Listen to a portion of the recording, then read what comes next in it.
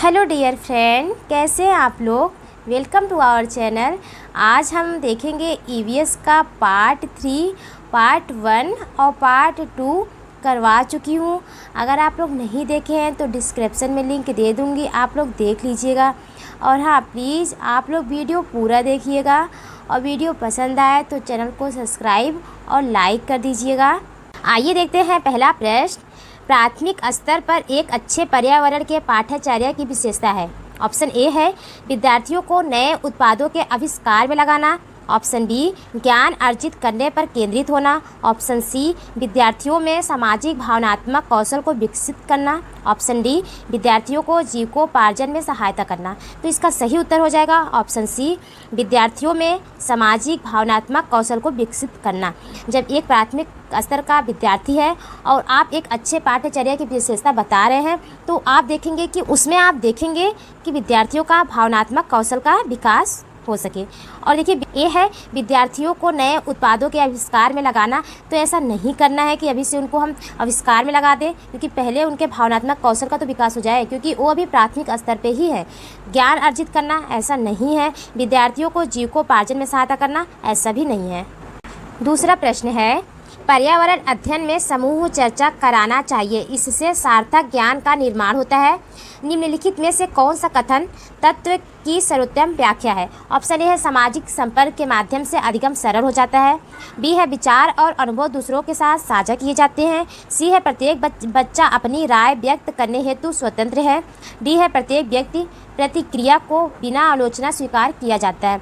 तो इसका सही उत्तर हो जाएगा ऑप्शन बी, क्योंकि जब पर्यावरण अध्ययन में समूह चर्चा कराया जाएगा तो उनके ज्ञान का निर्माण तो होगा ही, उसके साथ साथ ये कहता है कि इसका सर्वोत्तम व्याख्या है। तो जब एक समूह चर्चा होगा तो इसमें विचार और अनुभव दूसरों के साथ साझा करने में उनकी हेल्प करेगा। तो इसलिए ऑप्शन बी सही हो जाएगा। तीसरा प्रश्न है, पर्यावरण अध्ययन में एकीकृत या संगठित परिप्रेक्ष्य निम्नलिखित में से किसे निर्दिष्ट करता है। ए है विज्ञान एवं सामाजिक अध्ययन से पूरी जानकारी। बी है सामाजिक अध्ययन एवं पर्यावरण शिक्षा से पूरी जानकारी।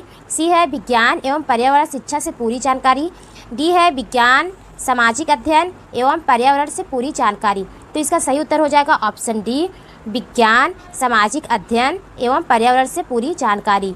तो पर्यावरण अध्ययन जो एकीकृत करता है वो ऑप्शन डी के तहत विज्ञान सामाजिक अध्ययन और पर्यावरण शिक्षा से पूरी जानकारी निर्दिष्ट करता है। चौथा प्रश्न है, निम्नलिखित में से कौन सी विधियाँ पर्यावरण अध्ययन के संपादक में प्रभावी हो सकती है। ए है चार्ट एवं टाक विधि। बी है व्याख्यान विधि। सी है भूमिका निर्वहन। डी है कहानी सुनाना। ऑप्शन है ए और बी। बी है बी और सी। सी है सी और डी। डी है ए बी सी डी। तो इसका सही उत्तर हो जाएगा ऑप्शन सी और डी। तो जब आप पर्यावरण अध्ययन में संपादक को प्रभावी बनाना चाह रहे हैं तो वो भूमिका निर्वहन और कहानी सुनाना पर्यावरण के अध्ययन के संपादन में प्रभावी विधि हो सकती है। तो यही दोनों सबसे उत्तम विधि है, भूमिका निर्वहन और कहानी सुनाना। इसलिए ऑप्शन सी सही हो जाएगा। पांचवा प्रश्न है, यह पर्यावरण अध्ययन अध्यापक विद्यार्थियों को उसकी मम्मी का वर्णन करने वाली कविता लिखने को कहती हैं। पम्मी अपनी कविता पढ़ती हैं। मेरी मम्मी मीठी है जैसे मिष्टी दोई। कुछ विद्यार्थी मिष्टी दोई का अर्थ नहीं जानते हैं। आप पम्मी के अध्यापक हैं तो आप क्या करेंगे। प्रश्न यही है कि जो अध्यापक रहते हैं वो मम्मी का वर्णन करने वाली कविता लिखने को कहते हैं। तो पम्मी जो है वो अपनी कविता लिखती हैं और फिर वो देखिए पढ़ती हैं, मेरी मम्मी मीठी है जैसे मिष्टी दोई। तो वहाँ पे कुछ विद्यार्थी हैं जो समझ नहीं पा रहे हैं कि मिष्टी दोई का अर्थ क्या होता है। तो आप अगर एक अध्यापक हैं और पम्मी के अध्यापक हैं तो आप क्या करेंगे, प्रश्न यही है। और पम्मी जो है यहाँ पे एक विद्यार्थी का नाम है। ऑप्शन ए है विद्यार्थियों को मिष्टी दोई लाकर खिलाएंगे। बी है विद्यार्थियों को मिष्टी दोई का अर्थ स्थानीय भाषा में बताएंगे। सी है विद्यार्थियों को मिष्टी दोई लाकर दिखाएंगे। डी है विद्यार्थियों को मिष्टी दोई कैसे बनता है समझाएंगे। तो इसका सही उत्तर हो जाएगा ऑप्शन बी, क्योंकि जब वो मिष्टी दोई का अर्थ नहीं जानते हैं तो आपको उनको जो अर्थ है वो स्थानीय भाषा में ही बताना है, तो जिससे वो आसानी से समझ जाएंगे। इसलिए ऑप्शन बी सही हो जाएगा। छठवां प्रश्न है, एक पर्यावरण शिक्षक के रूप में अपने विद्यार्थियों को पर्यावरण संबंधित समकालीन मुद्दों से परिचित करवाना है। निम्नलिखित में से आप किसे प्राथमिकता देंगे? तो इसका सही उत्तर हो जाएगा ऑप्शन सी, कक्षा में संबंधित लेखों का उल्लेख करेंगे एवं उनको भी साझा करेंगे। तो आप जब समकालीन मुद्दों से परिचित करवाना चाह रहे हैं विद्यार्थियों को, तो उनको प्राथमिकता पहले यही देंगे कि कक्षा में जो संबंधित लेख हैं उसका उल्लेख करें एवं उनको भी साथ में साझा करें। विद्यार्थियों को समाचार पत्र देखने को कहेंगे, ऐसा नहीं है। लड़कियों को घर का समाचार पत्र ग्राहक बनने के लिए कहेंगे, ऐसा नहीं है। ऐसे तो घर पर समाचार पत्र को सुरक्षित करने के लिए माता पिता से बात करेंगे, ऐसा नहीं है। कक्षा 5 के पर्यावरण अध्ययन शिक्षक के रूप में पाठ है बोलती इमारतें के लिए आपको विद्यार्थियों को ऐतिहासिक इमारतों का प्रस्तुत करने की आवश्यकता है। आप क्या सोचते हैं, कौन सी विधि सर्वथा उत्तम होगी? ए है ऐतिहासिक इमारतों से संबंधित आभासी सैर, ऑनलाइन खेल और पहेली। बी है ऐतिहासिक इमारतों पर परिच्छेद पठन। सी है स्थानीय ऐतिहासिक इमारतों का भ्रमण और तत्पश्चात उन पर चर्चा। डी है ऐतिहासिक इमारतों का भूतकाल समझाने के लिए व्याख्यान चर्चा। तो जब ये व्याख्यान वर्ड आ जाए ना, तो ये निगेटिव टैग वर्ड होते हैं, तो आप इन्हें गलत ही समझिए। तो इसका सही उत्तर हो जाएगा ऑप्शन सी, स्थानिक ऐतिहासिक इमारतों का भ्रमण तत्पश्चात चर्चा। तो आप पहले इमारतों का भ्रमण करवाइए। भ्रमण का मतलब होता है जैसे आप उन्हें घुमा रहे हैं, कहीं भी इमारतें, कहीं अलग अलग इमारतों ले जा रहे हैं उन्हें और वो घूम रहे हैं, तो जब उसी का मतलब होता है भ्रमण। तो जब वो भ्रमण करेंगे और उसके बाद आप चर्चा करेंगे तो उनके लिए सर्वथा उत्तम होगी। 9वां प्रश्न है, कक्षा 4 के पर्यावरण अध्ययन के शिक्षक के रूप में आपको विद्यार्थियों को अंतरिक्ष यात्रियों के संप्रत्यय प्रस्तावित करना है, इसलिए आप कौन सा प्रक्रम अनुसरण करेंगे? ए है साथियों को अंतरिक्ष यात्रियों की परिभाषा समझाएं और याद करने के लिए कहिए। तो याद करने जैसे कोई अगर शब्द आ जाए तो आप समझ जाइए कि ऐसा कोई वर्ड नहीं है, ये गलत है, आप विद्यार्थियों को याद नहीं करवा सकते हैं। यहाँ भी है अंतरिक्ष यात्रियों पर एक व्याख्यान, तो ये व्याख्यान देखिए यहाँ पे आ जाएगा। तो आपको ना इन जैसे वर्ड को पकड़ना है, क्योंकि अब सीटेट में ऐसे क्वेश्चन आ रहे हैं जिसमें आपको सभी लगेगा कि क्वेश्चन सही है, तो इसलिए ऐसे टैग वर्ड जो है आप पकड़िए। याद करना जैसे हो गया गलत होगा, व्याख्यान जैसे शब्द आ गए तो यहीं पे गलत समझ लीजिए। अब अंतरिक्ष यात्रियों की कहानी साझा कीजिए, विद्यार्थियों को विषय में सहायता कीजिए। तो विषय नहीं, क्योंकि आप जब एक अंतरिक्ष यात्री के बारे में बता रहे हैं तो उनके बारे में बताइए और उनकी साझा कीजिए और जो विशेषताएं हैं उन पे अंकित कीजिए। इसलिए सी सही हो जाएगा। सी यही कहा है कि भारत के अंतरिक्ष यात्रियों की आत्मकथाएं साझा कीजिए और उनकी विशेषताओं को अंकित कीजिए।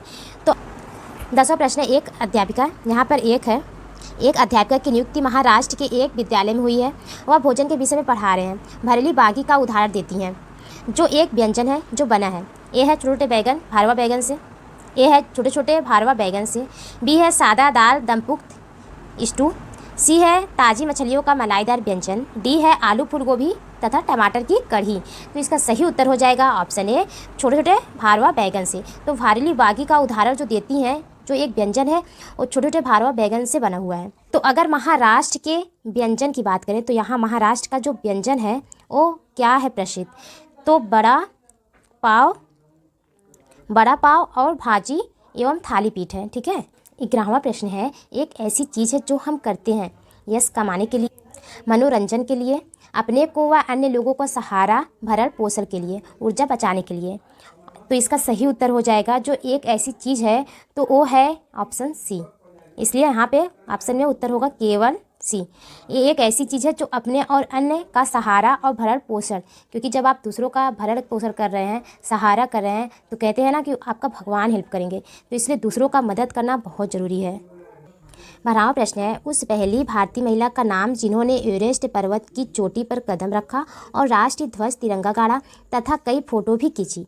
ए है ऑप्शन कड़म मलेश्वरी। बी है सुनीता विलियम। सी है सूर्यमणि। डी है बछेंद्री पाल। तो इसका सही उत्तर हो जाएगा ऑप्शन डी, बछेंद्री पाल।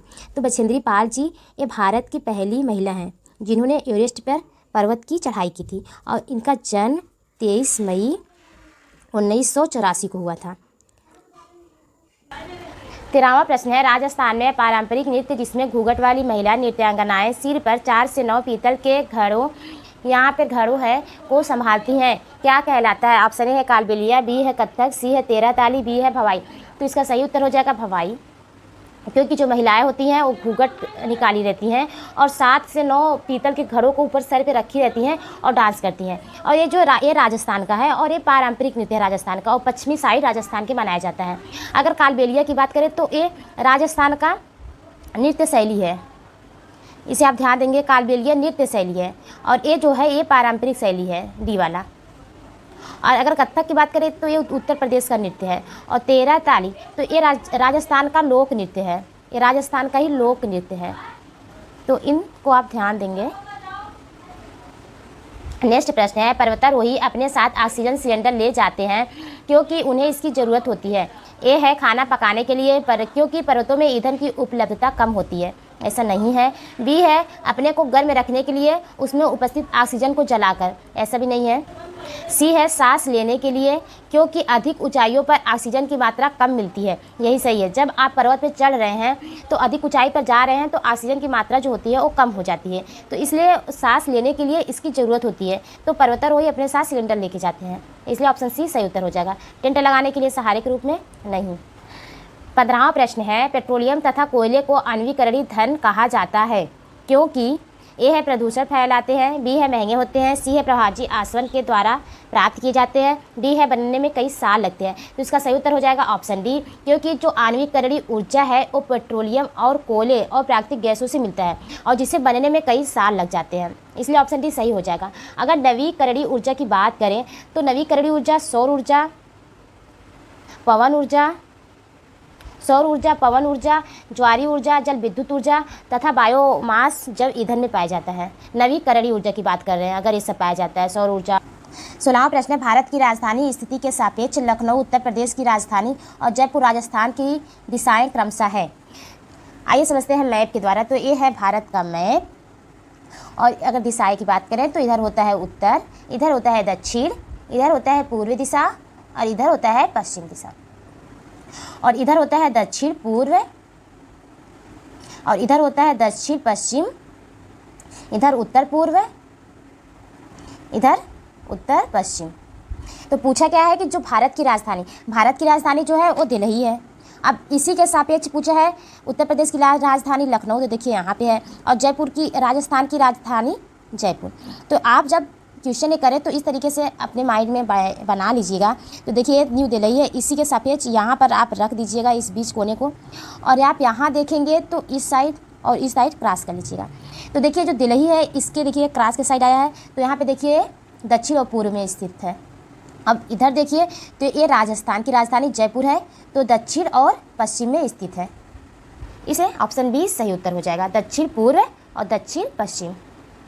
17वां प्रश्न है, अरब सागर के 3 भारतीय तटवर्ती प्रदेश राज्य हैं, तो प्रदेश को ही राज्य कहा जाता है। ऑप्शन ए है कर्नाटक, तमिलनाडु, आंध्र प्रदेश, बी है महाराष्ट्र, कर्नाटक, पुदुचेरी, सी है गोवा, महाराष्ट्र, केरल, डी है तेलंगाना, केरल, कर्नाटक। तो इसका सही उत्तर हो जाएगा ऑप्शन सी, गोवा, महाराष्ट्र, केरल, यही सही उत्तर हो जाएगा। तो ये जो है ये अरब सागर के 3 निकटवर्ती राज्य हैं। आइए देखते हैं मैप के द्वारा। तो ये है इंडिया का मैप, और पूछा था अरब सागर के निकट तटवर्ती। तो देखिए ये इधर के साइड ये जो है यही इसी को कहते हैं तट। तो इसके निकट कौन सा है? तो अरब सागर के तटवर्ती जो प्रदेश हैं वो है, देखिए इधर मुंबई है, कर्नाटक है, एक गोवा है, केरल है। तो ऑप्शन में यही था, महाराष्ट्र, गोवा और Kerala. Thank you so much दोस्तों, आज के लिए इतना ही क्वेश्चन। कमेंट कीजिएगा ये सेशन आपको कैसा लगा।